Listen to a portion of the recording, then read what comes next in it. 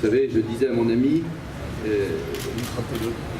on parlait de Bonaparte, mais dans ce parti, il y a quand même des instances, et il y a un responsable, c'est le président, et on n'investit pas les gens sur le trottoir.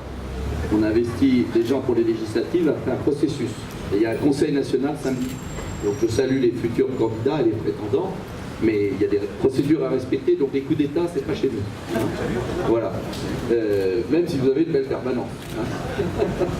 Donc très clairement, je salue tous ceux qui s'apprêtent à être candidats aux législatives, mais il faut respecter les formes. En tout cas, avant les législatives, il y a un enjeu. C'est la présidentielle.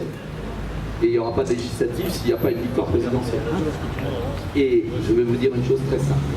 D'abord, je remercie Éric pour tout le travail qu'il fait dans le Var. Je remercie ceux qui sont venus des départements voisins, que ce soit les Bouches-du-Rhône, les Alpes-Maritimes. J'étais dans les Hautes-Alpes avec Victor Berengel, pas qui est là, Victor, tu peux venir avec nous, maire, président du syndicat des communes de Serponçon, qui fait un travail fabuleux dans les Hautes-Alpes, qui nous a rejoints et qui mérite d'être applaudi. Parce qu'il y a beaucoup d'élus qui nous rejoignent en ce moment. Il y a un vrai changement, c'est que beaucoup d'élus locaux comprennent ce qu'on est et ce qu'on veut faire. Je remercie aussi Marianne à Digne, qui est élue municipale à Digne et qui nous a rejoint aussi. Donc on le voit dans toute la région PACA, il y a des femmes et des hommes libres qui se lèvent et qui se disent: est-ce qu'on va continuer à voir crever notre pays?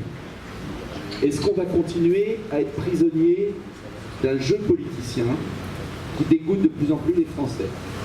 Soit on continue avec les mêmes, un coup socialiste, un coup dit républicain UMP, un coup républicain UMP, un coup socialiste. Ils ont gouverné depuis 20 ans, ils ont échoué, ils ont été battus aux élections, ils ont ruiné le pays, et ils reviennent avec des primaires à la con, pardonnez-moi, alors qu'ils étaient tous dans le même gouvernement, ils ont tous le même bilan et qu'ils veulent refaire le même programme.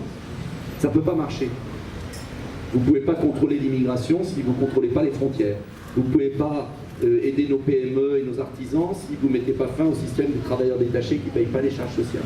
Vous ne pouvez pas, en un mot, vous ne pouvez pas apporter des solutions au pays si vous ne changez pas le cadre de l'action.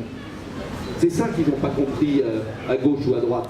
C'est ils viennent nous raconter leur fadaise, mais ils ne changent pas le cadre de l'action. Or, vous avez tous compris qu'ils n'ont plus les leviers du pouvoir. Ils font semblant d'exercer le pouvoir. Le pouvoir, il est exercé à Berlin, à Bruxelles, à Washington. Et eux, ce sont des pantins, ce sont des marionnettes. Et quand des marionnettes ont échoué pendant 30 ans, il faut être vraiment stupide pour voter pour eux encore. Et je suis désolé de le dire, je le dis un peu brutalement à ceux qui nous regardent, je dis, il faut réveiller les Français, il faut leur dire, mais arrêtez de voter pour ceux qui vous ont assassinés, qui vous ont tués, qui vous ont mis au chômage. Il n'y a pas 3 millions de chômeurs en France, il y en a 6 millions. Et on va continuer combien de temps comme ça?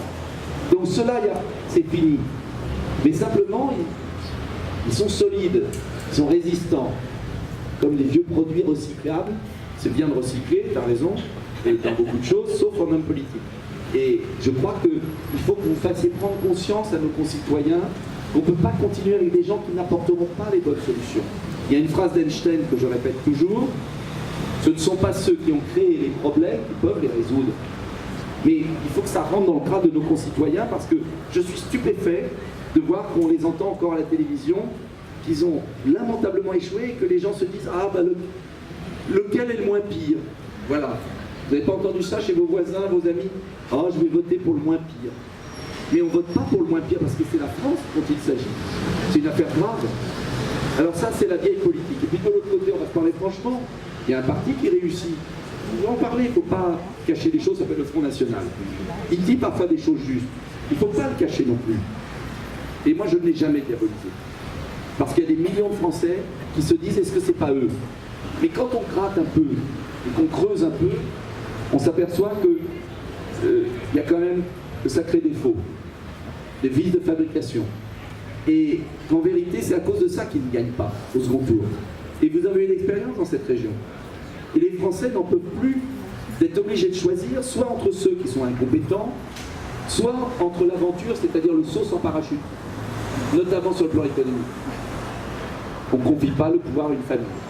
On n'est plus en monarchie. Et je sais qu'il y a beaucoup de Français qui hésitent. Et ils se disent: mais Comment on va s'en sortir? Alors, qu'est-ce qu'ils font les Français? Parce que les Français, ils sont très intelligents. C'est un vieux peuple